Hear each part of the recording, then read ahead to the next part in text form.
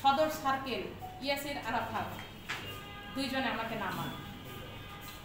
আমাকে নামিয়ে সদর সার্কেল কি দিয়ে আমার মানে পিছন দিকে দুইটা বাড়ি দিয়েছে আমি জানি না। মনে হচ্ছিল যে আমি যেন আবার আওয়ামী লীগের সেই আমলেই আছি। এই আমার বাংলাদেশ এটা চেয়েছিলাম, এর জন্য জেল জুলুম নির্যাতন স্বীকার করেছি।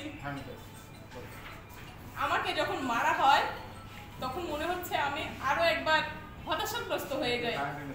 মনে হয় যে নিয়ে গিয়ে নাটক সাজাতো পুলিশ, আপনারা দেখেছেন জঙ্গিবাদ এটা সেটা, তাহলে আমাকে মনে হয় আজকে এখানে একটা অ্যাক্সিডেন্ট বলে চালিয়ে দিবে। আমি শুধু এটাই ভাবছিলাম আর আল্লাহকে শুধু ডাকছিলাম। মানসিকভাবে খুব নোংরা আচরণ করেছেন, এটা আপনারা জানেন যে সদর সার্কেল আমার গায়ে ডাইরেক্ট বেতরের আঘাত করেছেন, যেটা ছিল খুব অমানবিক, এবং ওসিকে আমাকে জড়িয়ে ধরার নির্দেশ উনিই দিয়েছিলেন। সেই সাথে শুধু তাই নয়, যখন আমার কাপড় চোপড় পড়ে যায় আমার গা থেকে, আমি যখন চেষ্টা করছিলাম বাঁচার বা তাদের কাছ থেকে সরার, যখন পড়ে যায় আমার গলায় ছিল একটা চেন লকেট সহ, সেটাকে তারা খুলে নেন। ওসিকে নির্দেশ দেন ইয়াসির আরাফাত খুলে নেন। আমি জিজ্ঞেস করলাম যে এটা তো আমার জমা দেওয়ার ওয়ে আছে, আপনি কেন নিচ্ছেন? সে সময় আমাকে এটুকুই বলা হয়েছিল যে আপনার সকল জিনিসই আমাদের কাছে গচ্ছিত থাকবে। আমার ফোন দিলেও আমার সেই চেন আর লকেটকে অস্বীকার করেছেন। তারপরে সেখান থেকে নিয়ে এসে আমাকে আবার পুলিশ ফাঁড়িতে রাখা হয়, সদর পুলিশ ফাঁড়িতে, যেখানে সিসিটিভি ফুটেজ আছে। আমি আপনাদেরকে এটুকুই শুধু অনুরোধ করব এবং প্রশাসনকেও বলবো যে আমি যদি মিথ্যে অভিযোগ আপনাদের মাধ্যমে করে থাকি আপনাদের কাছে, তাহলে তারা যেন আমাকে যে ঘরে রেখেছিল, যে ঘরে কিভাবে টর্চার করেছে, রাত 11টা থেকে সকাল মানে পরের দিন বিকেল 4:30 পর্যন্ত 4টা পর্যন্ত এই সিসিটিভি ফুটেজটা যেন দয়া করে প্রকাশ করেন যে না, তারা আমাকে নির্যাতন করেন নাই। যদি তাদের সেই সৎ সাহসটুকু থাকে, সিসিটিভি ফুটেজটা যদি তারা প্রকাশ করতে পারেন, তাহলে আমি আপনাদের কাছে আবারও প্রেস কনফারেন্স করে বলবো যে না, আমি মিথ্যা অভিযোগ করেছিলাম, তারা অপরাধী নয়।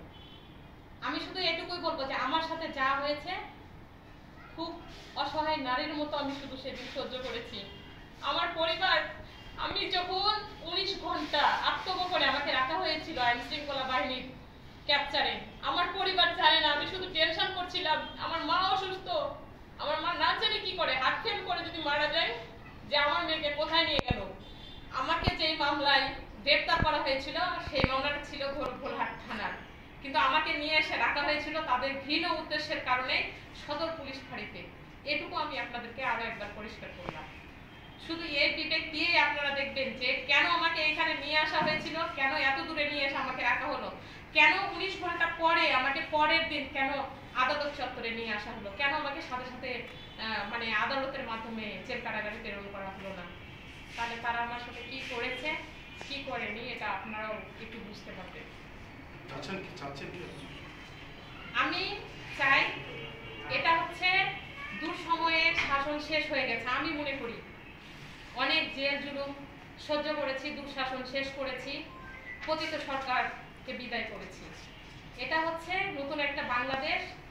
এখানে আমার উপরে যা হয়েছে আমি তার সুষ্ঠু তদন্ত চাই এবং দোষীদের বিচার চাই। আমার কোনো কিছু নাই, আমি শুধু দোষীদের বিচার চাই। এই দোষীরা যদি শাস্তি পায়, তাহলে আদার্স যে কর্মকর্তারা আছে, সত্য যদি উদ্ঘাটিত হয়ে তাদের শাস্তি নিশ্চিত হয়, তাহলে সারা বাংলাদেশে নারী এইভাবে নির্যাতিত হবে না, এইভাবে শারীরিক মানসিক নির্যাতনের শিকার হবে না। আমি ঊর্ধ্বতন কর্মকর্তা বলেন, প্রধান উপদেষ্টা বলেন, স্বরাষ্ট্র উপদেষ্টা বলেন, আইজি বলেন, ডিআইজি বলেন, আমি সকলকেই বলবো যে আপনারা সুষ্ঠু তদন্ত করে যে দোষী শুধু তার শাস্তি নিশ্চিত করেন, তার বিচার করেন। এটুকুই আমার চাওয়া। ধন্যবাদ।